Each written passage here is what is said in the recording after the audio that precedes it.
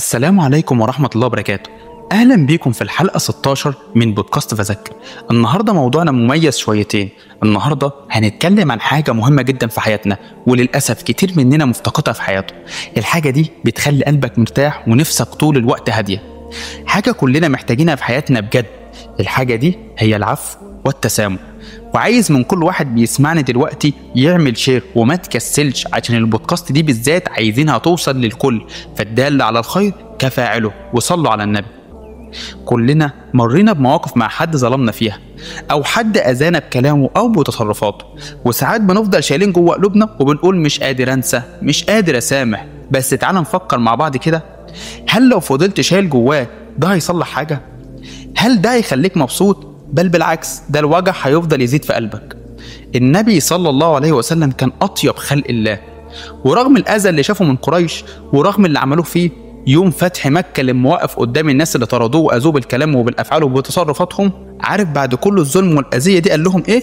قال لهم بكل رحمة وسماح من قلبه: اذهبوا فأنتم الطلقاء. سامحهم وعفى عنهم رغم إنهم كانوا مستحقين العقاب، لكنه اختار العفو، لأن النبي صلى الله عليه وسلم عارف إن الرحمة والسماح أعظم من الانتقام ذاته. أنت عارف إن السماح ده في حد ذاته طاعة كبيرة لله سبحانه وتعالى؟ طيب فاكرين قصة سيدنا يوسف عليه السلام لما اخواته ظلموه ورموه في البئر ورجعوا لابوهم ومعاهم قميصه عليه دم من كذب، وفضل يوسف في البئر لحد ما عدت قافله واخرجوه من البئر وخدوه باعوه في سوق العبيد في مصر. وبعد سنين يشاء قدر الله ان يصبح سيدنا يوسف عزيزا لمصر، وكان يقدر وقتها يعاقبهم، ولكن حصل العكس. وقف قدامهم وقال: لا تثريب عليكم اليوم يغفر الله لكم. سامحهم رغم كل اللي حصل منهم وعملوه فيه.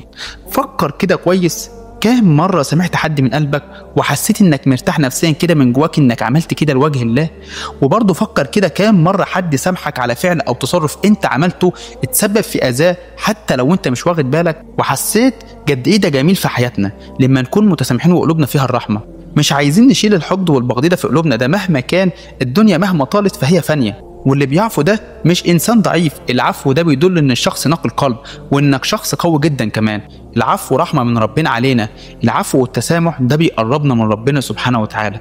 طيب ايه رأيك؟ ما تاخد الخطوة من النهاردة، سامح حد كنت متضايق منه او اذاك في اي تصرف من التصرفات. سامحه لوجه الله، سامحه وخلي عندك رحمة في قلبك.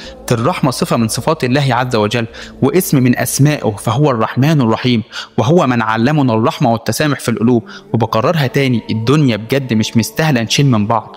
والسماح مش شرط تروح وتقول له انك سامحته، ممكن تسامحه من قلبك وما تستناش حاجه في المقابل، وخليها بينك وبين ربنا.